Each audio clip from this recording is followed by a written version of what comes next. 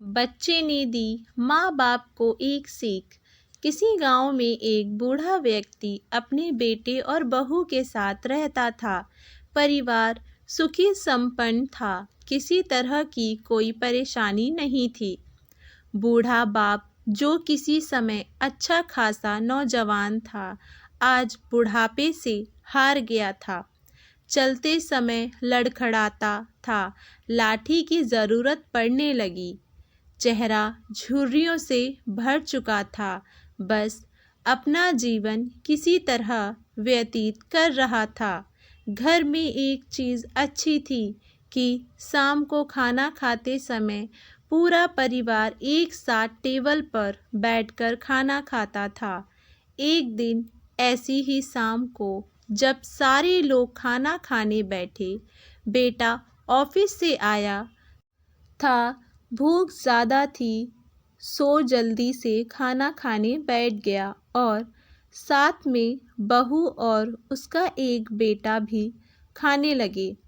बूढ़े हाथ जैसे ही थाली उठाने को हुए, थाली हाथ से छिटक गई। थोड़ी दाल टेबल पर गिर गई। बहू बेटे ने घृणा दृष्टि से पिता की ओर देखा और फिर से अपना खाने में लग गया। बूढ़े पिता ने जैसे ही अपने हिलाते हाथों से खाना खाना शुरू किया तो खाना कभी कपड़ों पे गिरता, कभी ज़मीन पर।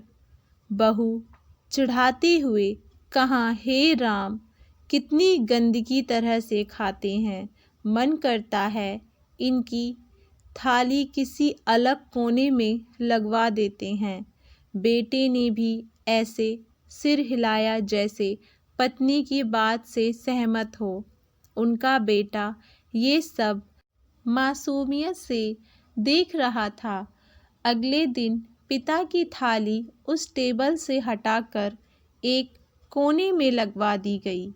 पिता की डबडबाती आंखें सब कुछ देखते हुए भी कुछ बोल नहीं पा रही थीं। बूढ़ा पिता रोज की तरह खाना खाने लगा। खाना कभी इधर गिरता, कभी उधर। छोटा बच्चा अपना खाना छोड़कर लगातार अपने दादा की तरफ देख रहा था। माँ ने पूछा, क्या हुआ बेटे, तुम दादाजी की तरफ क्या देख रही हो और खाना क्यों नहीं खा रहे? बच्चा बड़ी मासूमियत से बोला, माँ, मैं सीख रहा हूँ कि वृद्धों के साथ कैसा व्यवहार करना चाहिए। जब मैं बड़ा हो जाऊँगा और आप लोग बूढ़े हो जाओगे तो मैं भी आपको इसी तरह कोने में खाना खिलाया करूँगा।